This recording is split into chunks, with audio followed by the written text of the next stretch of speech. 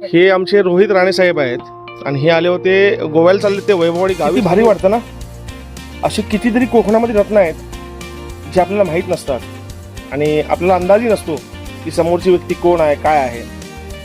रोहित राणे वैभववाडीचे राहणार.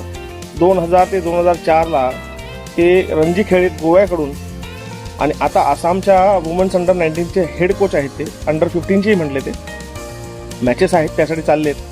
आणि मला म्हटले 2 महिन्यानंतर मार्चमध्ये बहुतेक चिपळूणमध्ये क्रिकेट स्पर्धा आहेत, भरपूरसे प्लेयर येणार आहेत.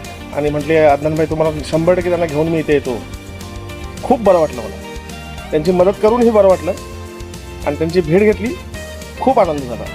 तुम्ही बघा आपल्या आजूबाजूला किती कोकणरत्न असतील, जर लोकांनाही कळू देस की आपल्याकडेही अशी माणसं भरपूर आहेत जी कोकणचं नाव गौरवान्वित करतात आणि कोकणासाठी स्वतःचं करताच कोकणासाठी भरपूर काय. हे आमचे रोहित राणे साहेब आहेत आणि हे आले होते गोव्याला चालले ते वैभववाडी गावी थांबून पुढं त्यांच्या काहीतरी मॅचेस आहेत त्याच्यासाठी जाणार आहेत. ते रणजी खेळलेत गोव्याकडून आणि गाडीला थोडासा प्रॉब्लेम झाला तर मी आलो, चेक केलं स्कॅनर लावून, 3 नंबरचा इंजेक्टर खराब आहे, म्हणजे इग्निशन कॉईल खराब आहे. साहेब काही होत नाही, तुम्ही बिंदास जावा.